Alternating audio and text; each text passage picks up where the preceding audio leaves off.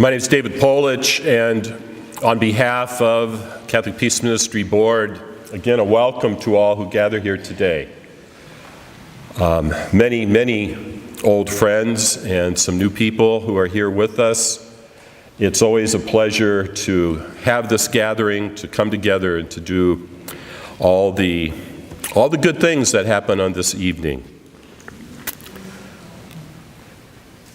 This is, as I think the publicity has indicated, the 20th Maurice J. Dingman Catholic Peace Ministry Awards gathering. And as the 20th year, that's a milestone worth pondering. I'm sure back in 1981, when Catholic Peace Ministry began, none of us even thought in terms of 20 years from then. We were all young and didn't think anybody lived that long, I don't think.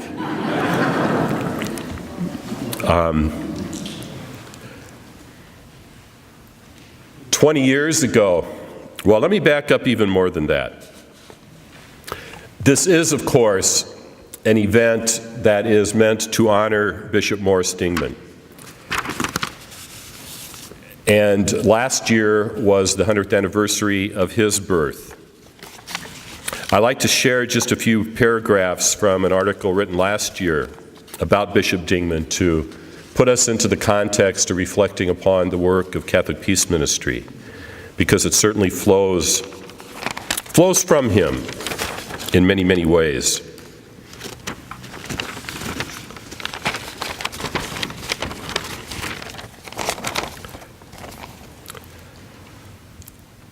A little bit of this is very Catholic, but some of you can bear with us.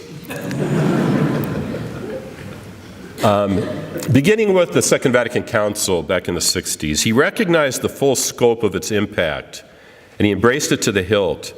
The familiar image of his was the Lighthouse Church. From the time of the Protestant Reformation to Vatican II, the Catholic Church was a fortress, protective and defensive, at war with those who attacked it or its truth. It saw itself as being at siege and isolated itself from its enemies. It was unchanging and unshakable. Some of this sounds too familiar, but never mind. The Lighthouse Church was the Catholicism of a new mindset and era. Rather than being at war with other faiths, it sought to build on common ground and even learn from other traditions. The Lighthouse Church was meant to share the light of Christ and cast it into every corner of life. It looked ahead, not backward. It was hopeful, not fearful. It was humble, not triumphal. It was growing in understanding of itself and the culture, not stagnant in its thoughts and ideas. And that was Bishop Dingman, certainly. He believed in collaborations within the church and beyond it. Although a man who hated personal confrontation, he put himself on the front lines of many sensitive issues, despite the criticisms that would come. During his tenure, offices of Catholic Peace Ministry and rural life were established. When Midwestern farmers endured hard times in the 80s, he felt a personal responsibility to rally the nation to their support. As Americans continued to invest billions in military hardware at the expense of human needs, he backed those who engaged in civil disobedience at Offutt Air Force Base and elsewhere. He likely would have participated soon himself had he not been felled by a stroke. In 1986, he preached with the Bible in one hand and a newspaper in the other. His pastoral letters dealt with prison reform, abortion, women's rights, poverty, nuclear armaments, and rural life. He was a workaholic and always overextended. He sometimes fell asleep while you were talking to him, but no one was more open. No one was more open to the movement of the Spirit and more willing to follow it, whatever the cost. He could scarcely have been more selfless. In the end, he used himself up for the sisters and brothers, his sisters and brothers, and the vision that was greater than all of us. Bishop Dingman was bishop of the Catholic Diocese of Moines from 1968 until, I think, about 1987. And during that time, there was a Peace and Justice Committee formed out of the Priest Council. That committee included actually several people who are here who were not and are not and probably never will be priests. It was a group that worked closely with the bishop at times. Oftentimes we were off on our own directions, but always in tune, he was in tune with us. And we delved into many, many things. One of them had to do with the issues of the arms race, the Cold War, the military budgets, and so on. And out of that Peace and Justice Committee, there was a disarmament task force that was formed. And out of that, the sense that something more needed to be in Des Moines and in this Catholic diocese. And in 1981, Catholic Peace Ministry had its birth.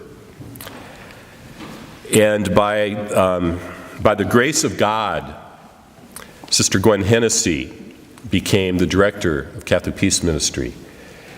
And all of this was under the aegis of Bishop Dingman and therefore the diocese, although we didn't get any money from him for a whole year. Gwen Hennessy, who is here today. Gwen, would you please stand? Where are you?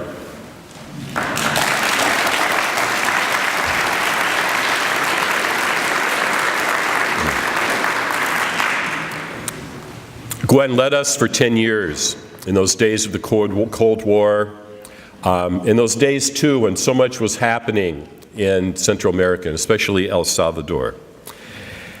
And Catholic Peace Ministry, by its prayer services and programs and advocacy and marches, and later on, many engaging in civil disobedience, sought to deal with those and other issues that came its way. In 1991, after the time of Bishop Dingman, Catholic Peace Ministry was defunded by the diocese, as many of you know.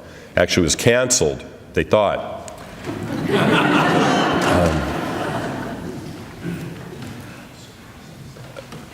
But it was decided by those who were part of the advisory committee that we would incorporate, we would become independent.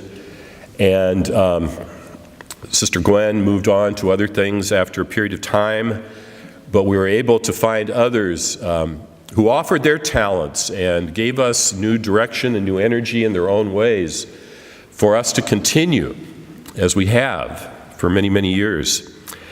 And we do well to remember those people today. Mchugh, who is God knows where today. Last time I knew he was in Turkey. Ann Nafier, who is here. Ann, can you stand, please? Ann is doing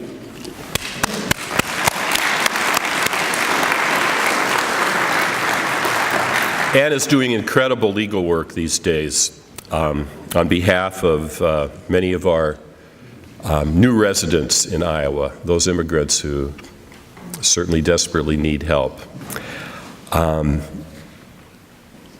Bob Cook. Bob is here today as well.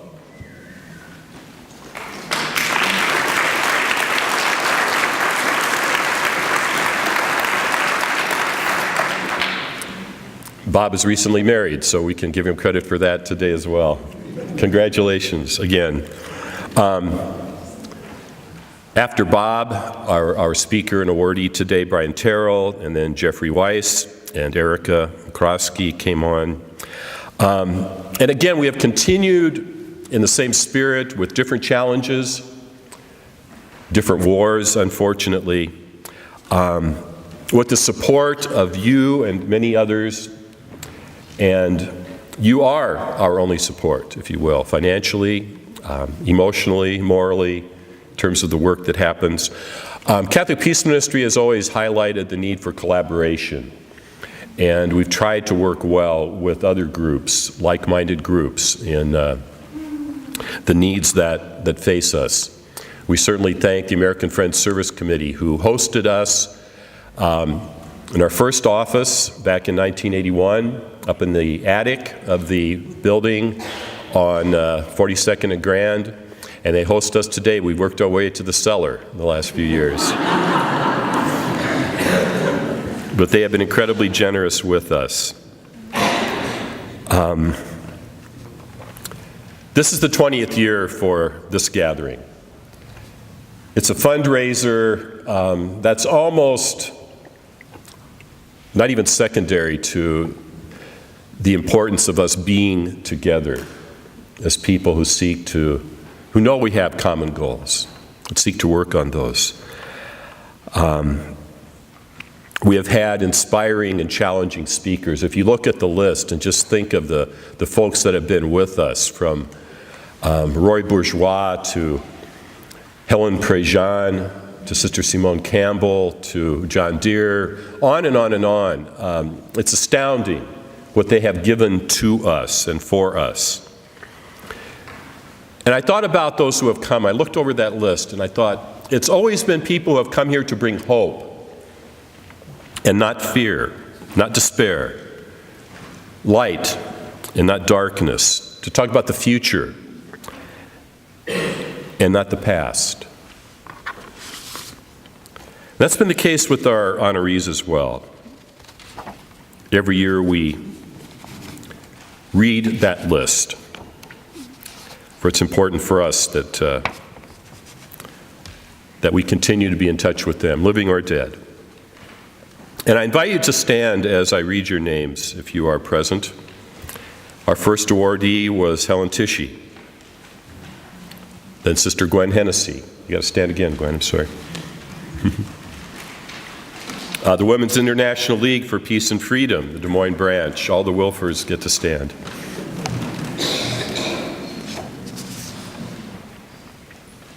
Phil Riley and Paul Stanfield.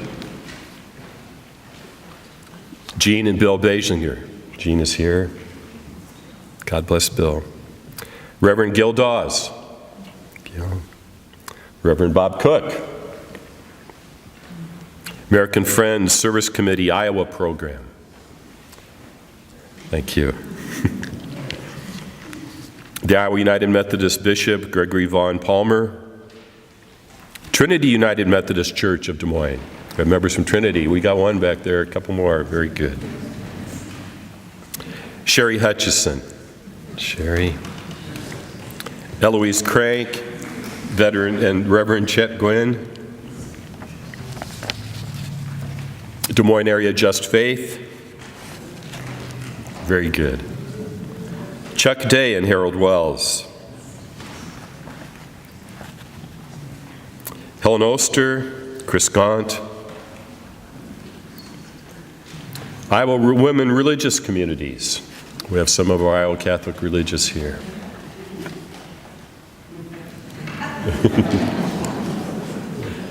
Some are trying to remain anonymous, but it won't work. Joshua Castile, Sally Frank. Last year, the late Rita Hohenschel, and the Iowa chapters of Vets for Peace. Some of them are here today as well. To all of you again, thank you for being here. God bless you for your work.